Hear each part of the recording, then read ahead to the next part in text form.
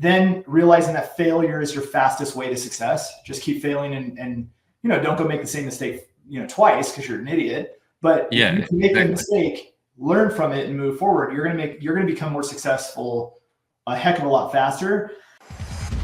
Welcome to Insights into Success. We're with your host, Paul Dodds. We hope to educate, inspire, and motivate you to achieve your own personal success.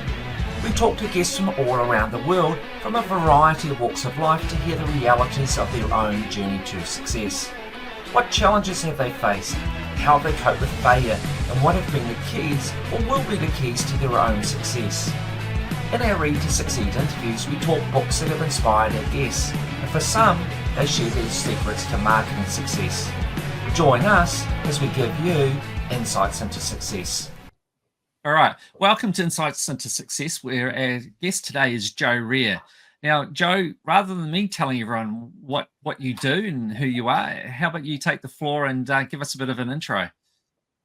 Oh man, how do I intro myself? Let's see. I'm an outsourcer, which means that I leverage outsourced staff to operate businesses. I'm a serial entrepreneur. I like to call myself an underground entrepreneur. That kind of got coined when I was speaking at an event. And I just, I don't love social media. I don't love all of that. And I try to just do my thing, put my head down, build my businesses. I'm learning that I gotta, be a little more out there as far as that goes. But, we're operating 5 companies right now, mainly digital. Plus I'm an investor in 5 wedding venues, and then we have a real estate portfolio as well. But kind of the claim to fame is that each of my companies are run by virtual assistants. So each of the core 5 are run almost exclusively by virtual assistants overseas. Right. So just before I was going to ask my plain question, I have to ask, why is it that you're kind of like to be a bit low key and not really on social media and that? I'm just interested to hear your take on Sure. that. Yeah, it's so funny. It's like it starts with watching the habits of people and watching the habits of you can start with kids. You hand a teenager a phone and everything becomes more negative in their life. There is no positive thing that comes from social media as far as handing a phone to a kid. I think that it has separated a lot of real relationships. It's diminished a lot of real relationships, and people will waste an enormous amount of their life and time, and we all do it. Like, I'm not saying I'm above it. One of the things that was very empowering to me was deleting social media from my phone and not sitting there in front of my children and just aimlessly scrolling and wasting life. And I think that happens a lot. And you see it, go to sporting events, my kids are involved in athletics and all that stuff. Right? You go to these things and you see these parents that are just sitting there and they're mindlessly gone while their kid is literally right in front of them experiencing life, and they're not. And so that's been part of my reason. It's really kind of that condition that I feel like we've created in our society. And to be honest, I think that people lack success in life because they are distracted. And social media increases distraction and it decreases productivity. And so I think there's great benefit to it. We run ads on the platforms. We produce content. I personally just don't post. I don't get into the comment. Like, it's not me, it's my team. And so I think that's kind of it. It's just like, I'd rather put my head down and do the things that actually are necessary to then get success so that I can spend my time where it matters, which is with my kids and my family. Yeah, no, absolutely. No, I couldn't agree more. So tell me though, about your businesses having these virtual assistants, etc. Like, what was the catalyst for you getting into doing that, getting into your outsourcing? So originally it was 2007, 2008. I read The 4-Hour Workweek. And I was kind of in a place where I had just lost everything in the real estate market and literally had no money. And I sat down and I read the book and I was like, this is interesting. And I have just enough money, none, to literally start this. I could do this from zero. And so I said, what I'm going to do is I'm going to sit down and I'm going to build a business from the 4-Hour Workweek, literally to a T, page by page. And I sat down at my dining room table, and page by page, I built a business exactly out of the book and launched that business. It was successful. It was run by a team of virtual assistants, a few of them. And then it was an e-commerce business, and I was selling products. And so I had a fulfillment house, and I ran that business. And that was my first taste into virtual assistants. So November of 2008, I hired the very first one that I ever had. And I've had a team working with me every single day of my life since that day. And then it's just continued to grow, and I've used them in many different forms and facets throughout the businesses. And some have failed and some have been very successful. So tell me though, because like you're just sort of glossing over this, and it makes it sound easy. And maybe it is, and maybe it is for you, but I want to delve a little bit into that, because my mind is thinking, yeah, in principle, this sounds great. Virtual people, like you got them around the world and all that. But then, having been an employer myself and the challenges I've had with employees, I'm curious to know what your secret is that you've been able to successfully have people working for you around the world that have actually been on the team and actually been productive, and you've been able to build a culture. Can you give me a bit of insight into that? Because having dealt with employees face to face and the challenges I've had with that, the thought of having people virtually is quite daunting, shall we say, for me, for me at least. So I'm curious to hear more. I think a lot of it's changed since COVID, right? Like everybody, a lot of people went virtual, and they went virtual with the staff that used to sit next to them in the desk, and now they just happen to be at home. There's not a lot different. I mean, taking people that are, possibly 5,000 miles away from you, and they could be 12 hours or 15 hours difference in time zone, it is challenging. And it's a matter of creating expectations, creating boundaries. It's a matter of really starting from the beginning and saying, okay, what are you here for? It's not just, and a big portion on why we've been successful is that we do not allow freelancers to work in our company. So if somebody calls themselves a freelancer and they want to kind of do their own thing, well, they're not looking for a job, and we're employers. Like we're employing people. That's what we're doing. We're not looking for people who are just looking for gigs. And so that is the part where I think most people, it becomes way more difficult to have remote staff when they deal with freelancers. They deal with people who aren't actually working within the company. They don't have aligned values. They don't have expectations of a career path, as an example. So one of the big things that we like to put forward to people is like, what do you want in a career? What are you looking for?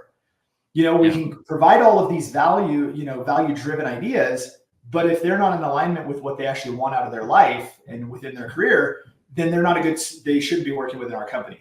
So that's one of the first things, is creating that expectation of where they're going to go. So it's great that they clock in, they work, and then they clock out. But what does that mean in a year, 5 years, and so forth? And so setting that up in the beginning is unbelievably valuable. Then we have to do things as, just like anybody else would. You have to do team building. You have to do, additional training. You have to have staff members that oversee staff members. And so we've just been really, really effective at putting teams together. We have a fantastic HR department within our company, and they oversee all of the staff, and therefore make sure everybody's doing well, make sure everybody has all the resources they need, make sure that everything is functioning well for them, if that makes sense. Yeah. And that's really been, probably the biggest thing that we've been able to do is just create an environment where people feel safe. They feel like they can voice their opinion. They feel like they are being heard, and that we look for what they want out of their life, and we try to direct them and guide them along that path. And so for you, your team, are they just geographically spread out across America, or are you across continents? And if so, where all are they? So we have 3 people within the US, and then everyone else is either in the Philippines, and we have a couple in South America. Right. And then, but of course, once you get to the Philippines, right, they're spread out across endless numbers of islands and different, areas of that country. But luckily, we have everybody work from home. And so that makes it easy. It doesn't matter where they are. They all work from home. Yeah. And in terms of the whole time zone thing, and that does that prove to be much of a problem for you managing It is staff if, with that? yeah, it is if team member doesn't want to work the graveyard shift, right? But for folks in the Philippines, it's very common for them to work the U.S. time zones, right? Because that's what they've always done, right? The BPO industry is pretty big, and that's like a heavy center of where people work for U.S. companies, and so it was really easy to kind of step in and go, okay, the Philippines, they're going to work, the night shift. That's what they've been brought up to do. Like, it is super, super common. So we do run across challenges where sometimes somebody's like, yeah, it's just not working out where, working nights. And it's like, great, then this isn't the right, situation for you, because all of our clients, are in the US, the UK, the Australia, and so forth. If they luckily land somebody on the same time zone or a similar one, it works out. But for the most part, we're very upfront. Like, you guys have to be able to work the night shift. If you can't, this doesn't work for you. And, and then of course, we're always trying to provide resources for things they should be doing health-wise, right? Like, take your lunch, get a walk in, do some push-ups, do some wall sits or something. Like, do things to keep blood flowing, keep your body moving, keeping yourself healthy. Try not to have negative habits that aren't going to make you healthy, because that's going to make it harder to work a graveyard shift. Yeah. But I have so much respect for people who work graveyard shift. My dad was a police officer. Most of my childhood, he worked graveyard. So I totally understand the shift. I remember his, how he slept and what his cycle was like, but we all also got to see him a lot. And so for our staff, they get to see their kids. They put their kids to bed. They are there when they wake up. They have breakfast with their kids. They take them to school, get their workouts in, come home, they get some rest, they do their thing, and then they start their evening shift later in the day. So it kind of works out for them as well. Yeah. So tell me a bit about the different businesses you've got. Sure. What all do they do? So Level 9 Virtual, obviously, is our virtual assistant company. So we actually provide virtual assistant services to small businesses. My mission in that is that I help business owners create freedom in their life by way of getting things off their plate, letting virtual staff outsourcing, allowing them to experience the same things that I have built in my companies, within their own. So we have project-based work and dedicated, team member work. I have a marketing agency in the wedding industry. So we work with wedding venues, and we have a marketing and sales system that we operate, and the virtual assistants run that. So it's awesome. We have a freight dispatching company. So it's logistics. That one we launched about a year ago, and it's simply virtual assistants who do logistics for freight companies. And so they set up all the loads and make sure they're picked up, and make sure truckers have all of the logistics are aligned for them, and they get all that. And so, and then I launched a company called Campground Digital. It's a digital marketing company for campgrounds. I launched that during COVID when we were kind of traveling around camping, and noticed that camping and RV parks, they have terrible marketing. And so I thought, there's an opportunity to help. And so we launched a small business doing that. And the last one is we got into it as a data supply company. So data enrichment, anonymous website visitors, right? Identity resolution. So somebody visits a website, 80% of people bounce off of a website. They don't give you their information to become a lead. We have, the access to data that we can match 35 to 45% of everybody who visits a website. We can match them to a full user profile, name, email, phone number, address, like all of the data. And then we, obviously that data, people buy that data and they use it for marketing purposes. So those are the companies. so that's pretty diverse. So, that leads me to ask, how the heck did you get into these different ones? So I guess your base platform was the virtual one. Okay. It started before that. So I was in marketing. Well, I mean, if I were to go way back, it was, my first company, I dropped out of college and started a business. We sold products door to door. Literally walk into a business, we've got something in our hands, and we hand it to them and sell them what was in our hands, and literally had a business like that. I had 40 employees, and then I sold the company when I was 22. After that, I got into real estate, did really well until 2008 and 9. And then the real estate market crashed. I lost everything. And then that's when I started the e-commerce business. And we ran that from 2008 until about 2014.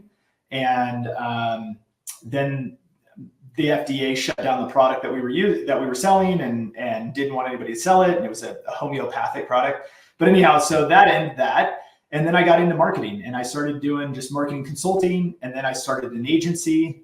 After, for some reason, I got this grand idea that, the VA guy, the guy who always has virtual assistants, I was going to open an office and employ a bunch of people locally and put them all in seats. And then you start to learn, and this is in the US, obviously, you start to learn about all of the stuff that you have to have for employees. Things like ergonomic chairs. If you don't have ergonomic chairs and somebody has back pain, you are in trouble for that.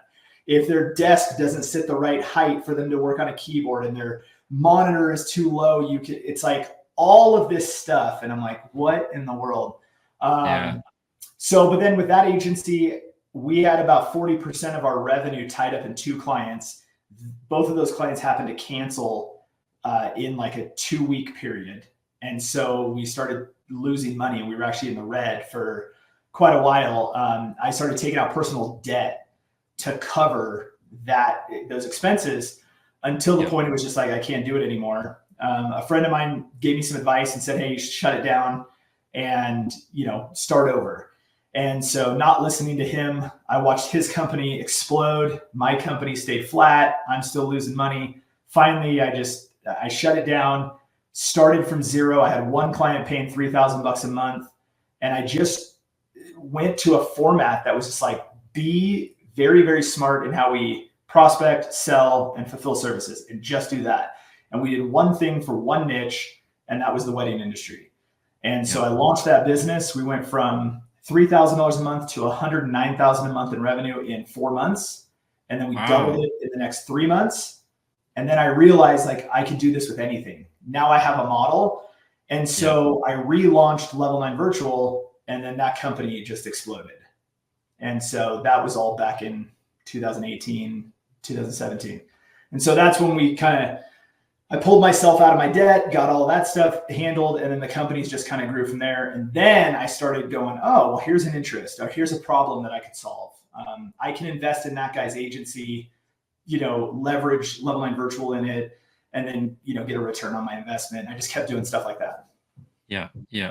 So you've really had one heck of a journey. So I'm always interested to hear about that. So, like, mentally, like back when what happened with the property market, how did you cope with that mentally? Like, how did you get up every day and stay motivated? And how did you make ends meet? And it must have been a pretty difficult time.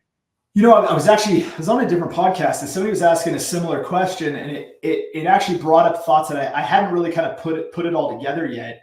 When I sold my first business and I got into real estate, I had a lot of successes really fast, and it was all timing. 2005, 2006, right? Buying real estate is easy. You literally were like, oh, here's how much money I make, and then you can just buy the house, right? They didn't care.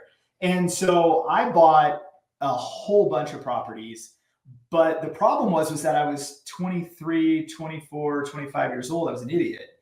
I didn't know anything. And I was really dumb in the fact that I was doing what all the flashy guys were doing, which was fix and flips. Properties going in, fixing them up, and then turn around and reselling them. Well, when the market crashes, nobody's buying them. And so, where we were in Northern California at the time, the market crashed fast.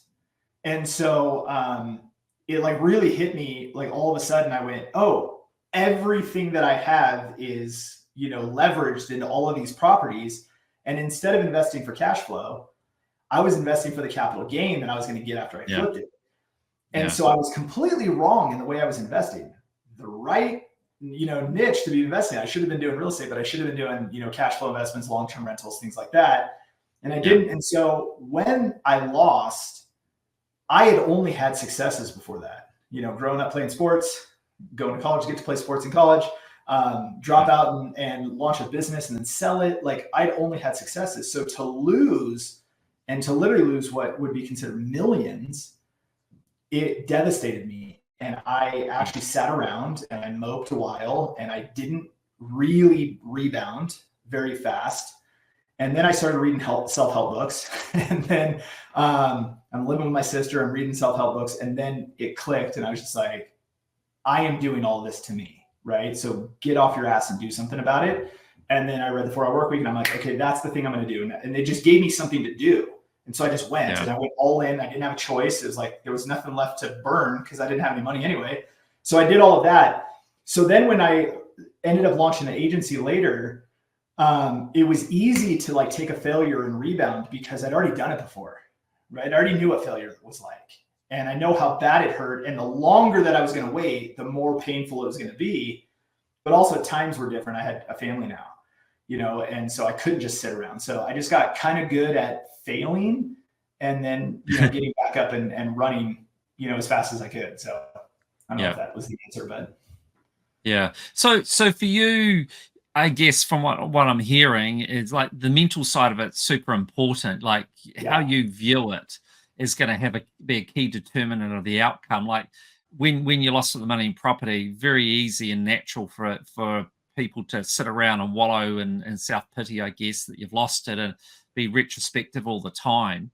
But the key for you, from what I'm hearing, was to make that mental shift to realize that ain't going to achieve anything. The only way I'm going to go ahead and make something good is to flick the switch and see the positive and move forward. Is that kind of how it sort of worked for you? Absolutely. Yeah. I mean, I think that so many people live, and I hate the term, but like the victim mentality, right? Like it happened to me. Well, great. So it happened. So what? Like get up, go. When I had my e-commerce business and then the FDA shuts down an all natural product that had nothing but herbs and homeopathic remedies, that got shut down by the FDA. I woke up in the morning and we couldn't process credit cards anymore. That was it. How am I going to go fight the FDA? How am I going to go fight a bank? And you know what I mean? And so I just got to a point. I'm like, okay, I remember the day that it happened. I went, okay, let's find a high risk, payment processing company, and let's just sell the inventory we have, because part of it was manufacturers got shut down too. They couldn't manufacture the products anymore. And so we went, okay, well, we can't do anything. I cannot change that. But what I did was I set up high risk payment processing. We sold out the rest of our inventory, but simultaneously while that's happening, I just turned the other way and went, what am I doing next? And it was, well, I'm kind of good at the marketing side of this business stuff. I should start consulting. And so I'm on the phone and I am calling and I'm making things happen. And by, I think the end of that week, I had 4 or 5 clients paying me $5 or $6 grand a month just to do consulting for them. And all of a sudden I've got this great business that already started, and I don't even have a name, right? I'm not doing it. I don't have no website. I have no way to. So it was a matter of just get your head right and go. And I think that so many people sit around and they dwell in failure, and it's like, go fail so many times that it doesn't even faze you anymore. And that is what I wish a lot of people could understand. Failure is the greatest gift. Failure is amazing. There are so many lessons that come out of it. When you screw something up and then you find the solution, you can't go backwards, right? Now you've got it and you'll never make that mistake again. So when you you said how you had all those successes and then you had your first failure, looking back now, how do you see the amount you learned with the successes versus the amount you learned when you failed? How do you compare the two? Did you actually learn much while you're succeeding, or did you just learn it all when you were failing? I think there's definitely things that you learn while you're succeeding, right? Like there's, you can't learn what to do with money if you don't have any money. So, you don't ever ask a poor person for advice with money. And so while you're succeeding and you start to understand what to do with cash, you start to understand, okay, well, I'm 22 years old and I have 40 employees in that first business. Guess what? I got pretty good at running payroll. I got pretty good at managing inventory because we sold so much product. So later when I ran the e-commerce business, understanding inventory management, I already had it down. And so it was, there's definitely things that you learn along the way, but I think that the big gut punches that you really learn that probably traject your life forward all happen when you fail. Yeah. Yeah, no, absolutely. And it sounds like from you, one of your key adjustments is your ability to transition very quickly. So if you do have a failure, that you quickly click into the next mode Yeah. and you're not hanging around dwelling. Because the average person will hang around for possibly years dwelling on that failure, and time's ticking. But from what I'm hearing from you, you've definitely sound like you've eliminated that from you. Well, I think if you really want to create success, you have to be able to fail fast and then get back up and keep going. So, one of the analogies is in any business, there's a direct correlation to the number of offers that you make to your target market to the amount of revenue that your business generates. So the answer is, if you want to make more money, make more offers. Well, when starting a business from zero, and I think this is why we got pretty good at using our model to launch businesses. If the whole point is, like, for example, the campground, agency that I launched, we were literally driving around, we're towing a trailer, and my wife's trying to figure out, like, where are we going to stay? And so the real catalyst was we went to go stay at this campground. On the website, it's like, oh, that kind of looks nice. Yeah. Oh, it looks like they've got a nice area. The kids can ride bikes. And oh yeah, nice dog area. Well, then we get there and we find out we've checked in, we're going to our spot, and then we're reading the stuff that they give us, and it says, like, the kids can't ride bikes. And I'm like, what? It would have been great to know that before I just gave you money to stay here for a week. And so we were like, okay, tomorrow morning we're just leaving and we'll just let them keep the money. But it was that, and then the fact that just the marketing was so bad. And so all I did was I sat down, I got on an iPad, I sketched out a landing page, I sent it to my team and said, hey, can you guys create me a landing page really quick? Here's what we're going to do. And we literally started calling campgrounds. Hey, we were going to stay with you, but I can't really figure this out. Are you guys good with kids or dogs? Or, what do you guys have for the kids to do? And they're like, yeah, our website's pretty bad. And I'm like, I know somebody who could probably help you. And then that's how we actually launched that business. But we didn't even have a brand. We didn't have a name. We didn't have a website. We had one landing page that was like, hey, you can have us help you. Here, put in your information. And that was kind of it. And then we would just, have the billing team call, collect a credit card, and then we would get started. I think people don't fail and go ask to start. They just sit around and they try to, like, I got to make my logo right.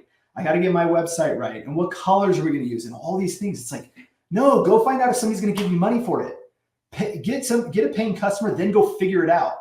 And I think that people sit around and they just don't do enough. And so, the mental side of it is that you should be in do mode all the time. Go get things done until you get to a point where you can employ people to be the doers, and then you can step back and be strategy. Yeah, no, for sure. And I think that you've just passed on another great tip too, is this thing about don't wait for things to be perfect before you go out and have a go. Go have a go and refine as you go. Because definitely there's a big portion of the population where you kind of want everything perfect before you're going to launch that business of that. And this is a message that I've heard, not just from you, but from others, is don't wait. Just get out there and do it. And then you can always sort it out as you go. Fire, ready, aim. Instead of ready, aim, ready, fire, it's fire, ready, aim. Like, you figure it out. I think that, it's funny. People say, well, what'd you do when you make an offer and then you can't, it's not right. It's like, so we apologize and we make it right. And we over communicate, we over service and over deliver to make it right. And guess what? They stay with us forever.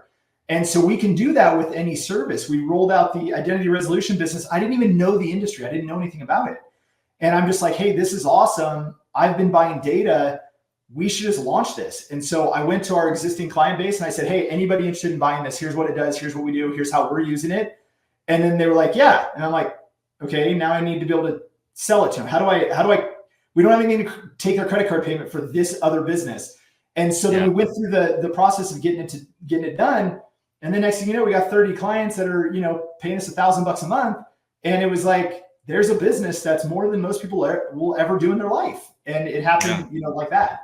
So I think taking imperfect action all the time is so important.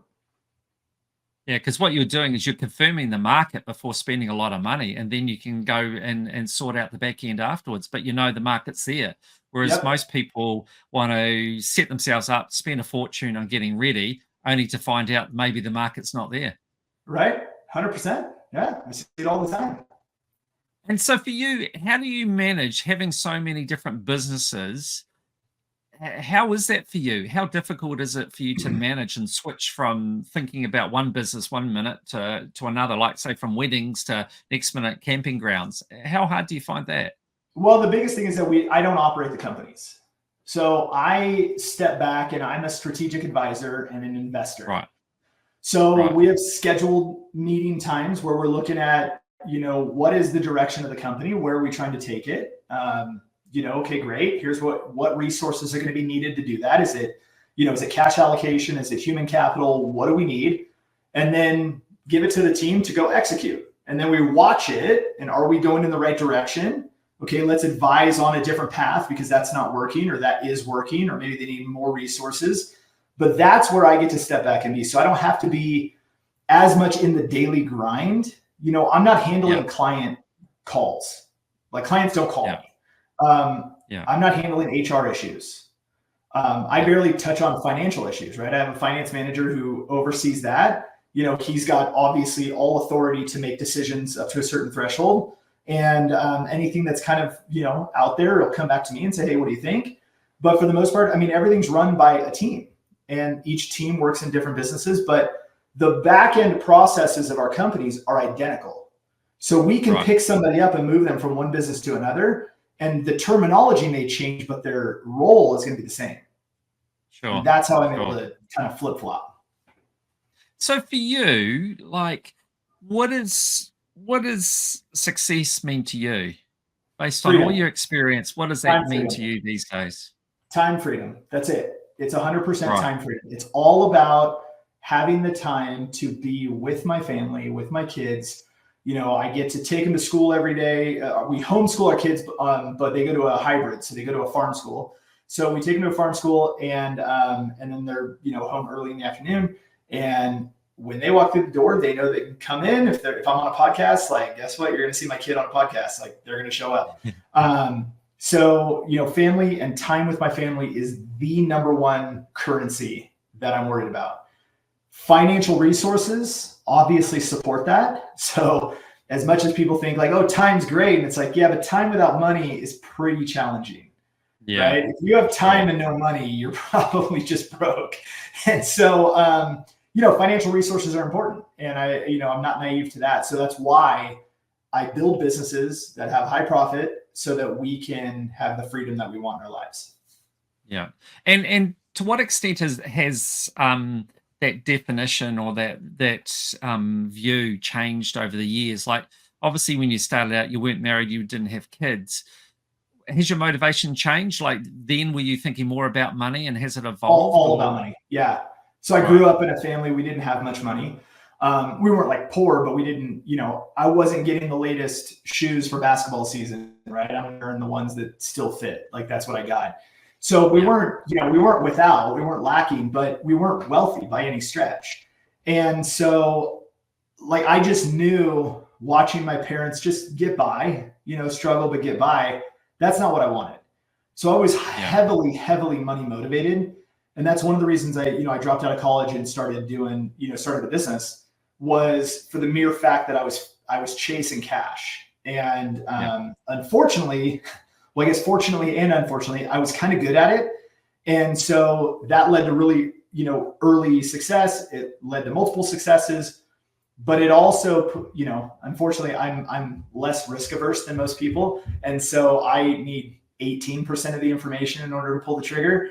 My wife, on the other hand, needs 88% of the information.